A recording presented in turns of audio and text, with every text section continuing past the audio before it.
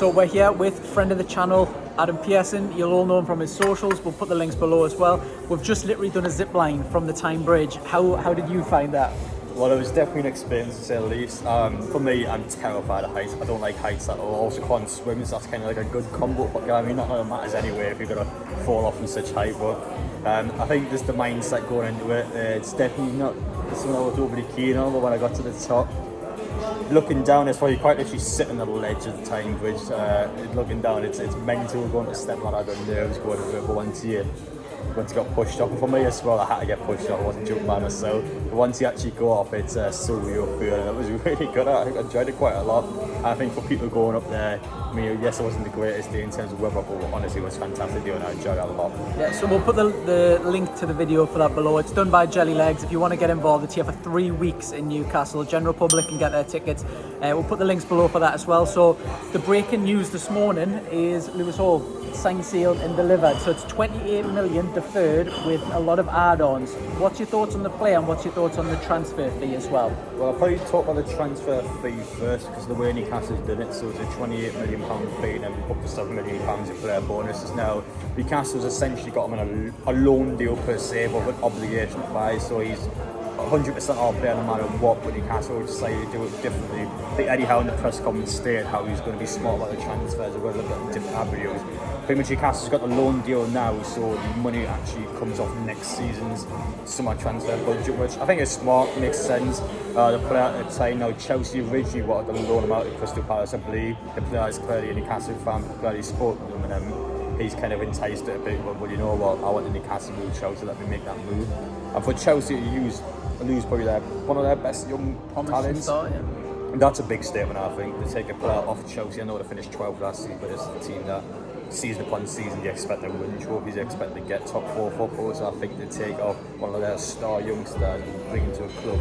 This Newcastle does have this pull power now, and I know that he is a Newcastle fan, it's definitely a huge factor, but it's just a situation now where Newcastle have the potential to actually be able to convince players to not join the likes of AC Milan, not join the likes of Chelsea. I think it's great for us, and I'm excited by it. Are you surprised, because now we're seen as direct competitors with Chelsea, are you surprised that they let him go to us, to a direct competitor?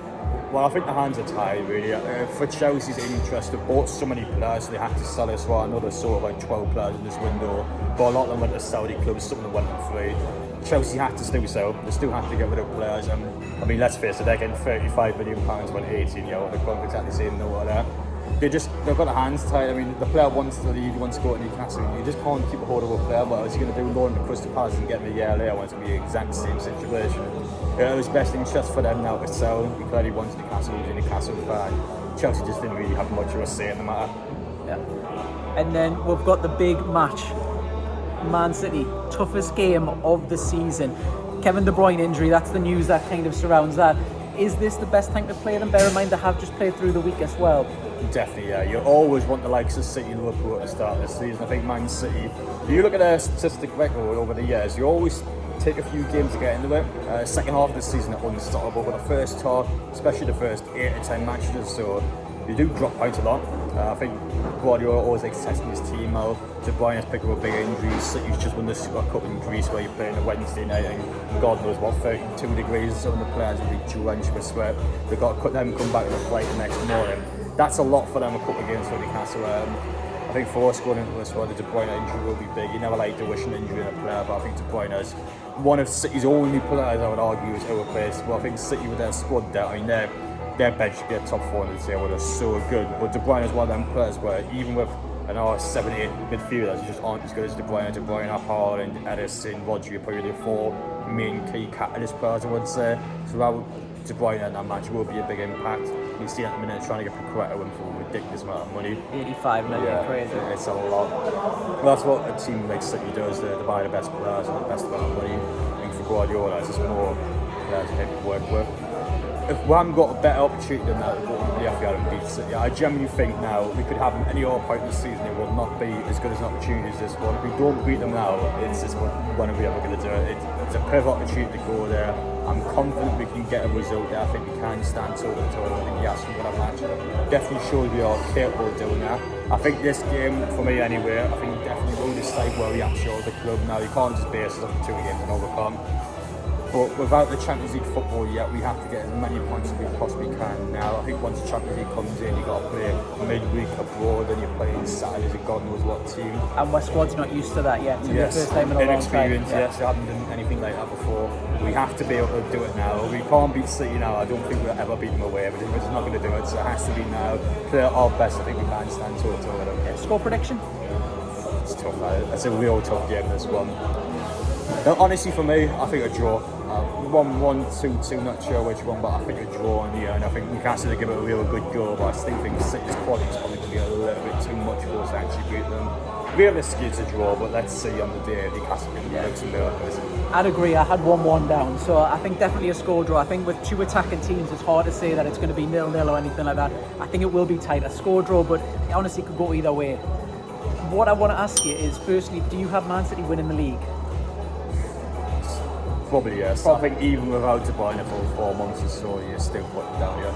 I don't think it's much challenge just yet, really, because Arsenal was second last season, a team that I'm not keen on. I don't really see them getting to those sort of levels again this season. I mean, maybe they do, but they've just had bad injuries as well. They've just had the new defender out. Timber's a bad one, yeah. I don't think they can honestly maintain that sort of area again. I think they'll probably still be good, too good for top four, but I think they'll drop a bit on that season. Who have you got as your top four then, if that's not the case? It's tricky. I haven't really thought about it much, but I do expect Liverpool to probably climb back into top four. Still don't think they've got anywhere near enough for Champions League. Man United, you expect top four.